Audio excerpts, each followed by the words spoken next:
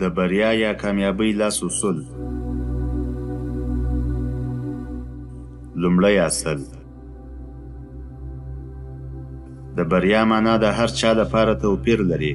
څرنګه چې رب جل جلاله موږ ته لاسونه راکړي، نو د هغوی د کارونې وړتیا یې هم ورسره راکړې ده.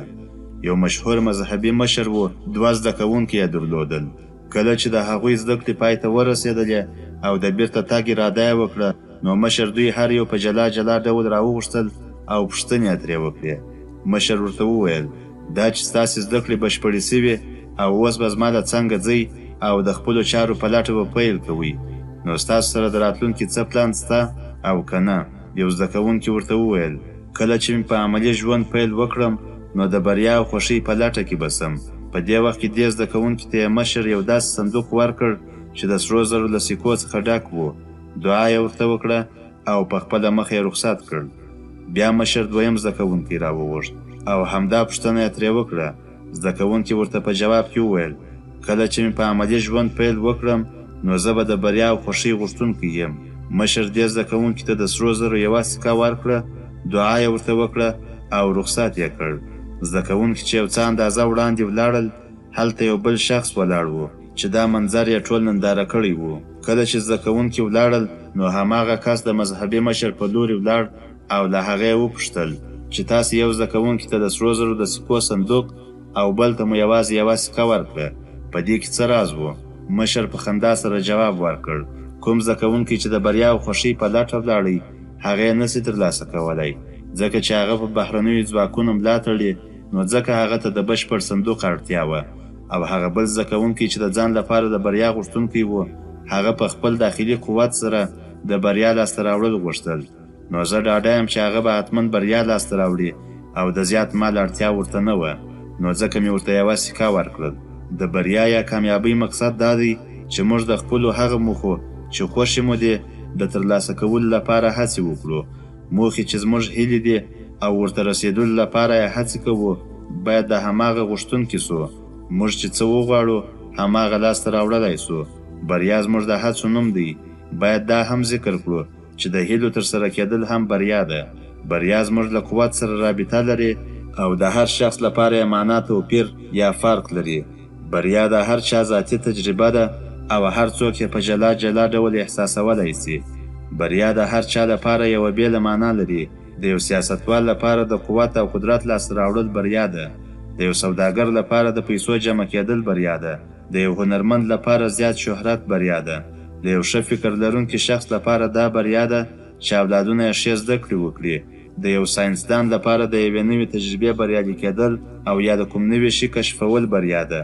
خو دا هم باید په یاد ولرو چې کېدای سي د کوم چا لپاره پورته ذکر سوي ټول هڅې بې ګټې او بې معنا څه ښکاره سي او بریا ورته په ساده او غریب ژوند کې ښکاره سي.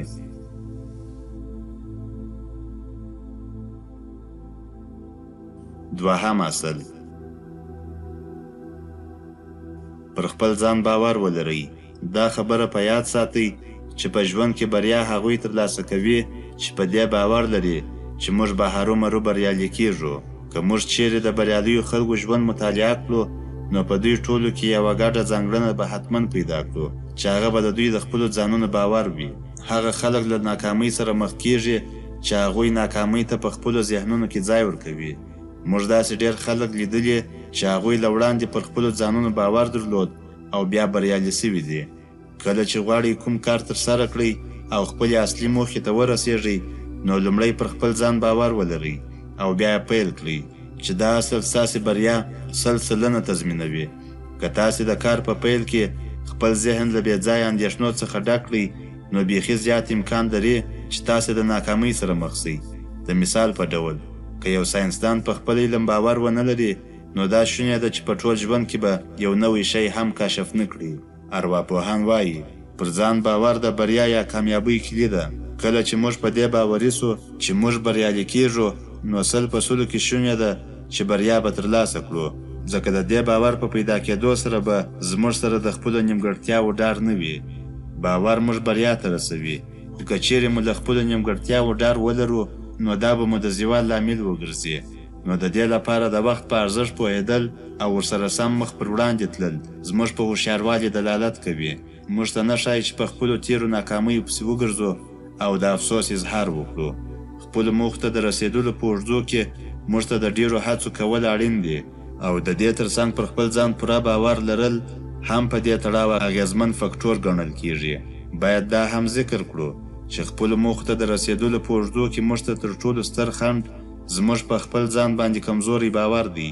موږ هیڅکله خپلو وړتیاوو ته اهمیت نه ورکوو او په دې هم باید پوه سو چې کله مو په خپلو وړتیاوو شک وکړ نو بیخي د بریا خوب هم باید ونه وینو. زموږ د ښوونځي په یو ټولګي کې یو زده کوونکی و چې په خپلو درسونو کې یې هیڅ کوښښ نه کاوه او نه یې زړه غوښتی چې درس دې ووایي. تل به د نورو همصنفیانو په پرتله دی وروسته پاتې و. تل به یې نور ټولګیوال په عذابول او له دې کاره به یې خوند اخیست. کوم زده کوونکی چې به په ټولګي کې په لومړۍ درجه راغی نو هغه ته به یې د کتاب چینجی وایه. یو ځل ما ترې وپوښتل چې که ته چیرې وغواړې چې د خپلې ټولګۍ غوره زده کوونکی سې نو ته به څه کوې؟ په لومړي سر کې هغه زما د دې پوښتنې په اورېدو سره یو څه حیران سو ځکه هغه ته دا خبره ناشونې ښکارېدله. هغه فکر کاوه چې ګواکې زه ورسره ټوکې کوم، خو کله چې پوه سو چې زه د یادې پوښتنې په تړاو جدي یم نو پوه او جواب یې راکړ. زه به ډېر کوښښ وکړم، نور هیڅ نه. تاسې باید د خپلې وړتیا د څرګندولو لپاره په دې خبره باور لرئ چې زه بریا یا کامیابۍ ته رسېږم او د دې سره پر ځان باور لرل هم اړین دي ځکه چې د بریا دوهم نوم پر خپل ځان باور دی او د بریا لپاره پکار ده چې پر ځان باور ولرو. یو وخت مې راته یو ملګري کیسه کوله چې زړه مې و د خپلې سرمایې سره سم د زرګرۍ په کار لاس پورې کړم. په ژوند کې مې دا لومړنۍ تجربه وه. په همدې خو راته د ملګرو او د کورنۍ نورو غړو هم اجازه نه راکوله، تر دې چې خاوند مې هم راته وویل چې ته نسې کولی دا کار دې سر ته ورسوې. له دې ټولو خبرو سره زه بیا هم په خپله خبره ولاړه وم، په داسې حال کې چې نه له ما سره د زرګرۍ د کار په تړاو کومه تجربه وه او نه مې ډېرې پیسې لرلې. د دې ټولو خنډونو سره ما بیا هم خپل هوډ له لاسه ورنه کړ او نه مې د خلکو د خبرو پروا وساتله. ما په خپله خبره ټینګار وکړ چې په دې سره مې پر خپل ځان باور نور هم ډېر سو او دا باور مې خپلو هیلو سره یو ځای کړ. خپل ټول وخت مې همدې کار ته ورکړ. ډېر کار مې وکړ او ډېر څه مې ترلاسه کړل. د کار په پیل کې راته څه ناڅه ستونزې مخې ته سوې، خو ما به له دې ستونزو څخه تل یو درس زده کاوه او د راتلونکي لپاره به مې ډېره پاملرنه کوله. اوس مې 10م کال دی چې خپله دنده مخ ته وړم او پوره مې پراخه کړې ده. اوس له ما سره مې هماغه خاوند هم کار کوي کوم چې د همدې کار اجازه یې نه راکوله. موږ دواړه اوس یو ځای کار کوو او سرمایه مو تر 1 میلیون پورې رسېدلې ده. په حقیقي ژوند کې هر کار له باور څخه پیلېږي. هیلې لرل یوازې د کار پیل دی، خو د بریا د لاسته راوړلو لپاره عمل ته پوره اړتیا وي. کوم خلک چې په ژوند کې تر لوړ مقامه رسېدلي هغوی د نورو خلکو څخه کوم توپیر نه لري. بریا هر څوک ترلاسه کولی سي، خو چې پر ځان باور ولري، ځان ته په کم نظر ونه ګوري او تل په خپلو وړتیاو باور ولري. منفي فکر لرونکي خلک پر خپل ځان هیڅکله باور نه لري. تل لوړ مقام ته په رسېدلو کې ډار احساسوي. د دوی سره تل د خپلو ناکامیو ډار ملګری وي.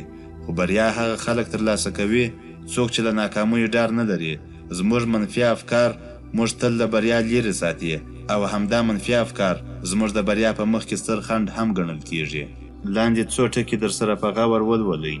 اول، دا مو باید په یاد وي چې تاسې له هغه غوره یاست څومره چې تاسو فکر کوئ. د هوښیار کس لپاره خنډونه تل د ده مخ د بریا پر لور وراړوي. ستاسو لپاره پر خپل ځان باور تر ټولو ډېر اړین دی، نو خپله بریا مو تصور کړئ او اغېزناک پلان ورته جوړ کړئ. دوهم، د ډېرو هڅو کولو څخه مه ویرېږئ. بریا ستاسې کور ته په تاسو پسې نه راځي، بلکې تاسې به پسې ګرځئ. درېیم، هیڅ وخت منفي فکر او ډار په خپل ذهن کې مه پرېږدئ. د دې پر ځای یې لاملونه تشخیص کړئ او له منځه یې یوسئ. څلورم، ذهنونه مو له منفي افکارو څخه وساتئ او د خپلو موخو په لور پاملرنه وکړئ. تل مثبت فکر وکړئ او د خلکو په نیوکو مو خپله مبارزه مه دروئ. پنځم، د خوب له لیدلو مه ډارېږئ. څومره چې لوړ خوب ووینئ په هماغه اندازه پکښې لوړ حقیقت پروت وي. شپږم، د خلکو منفي خبرې مه منئ.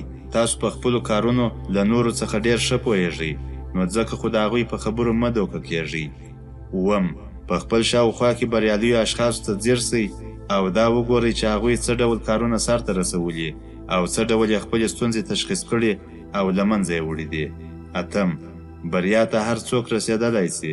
په نړۍ کې داسې کار نشته چې نور خلک دې وکړي او تاسو ته یې کول ناشوني وي.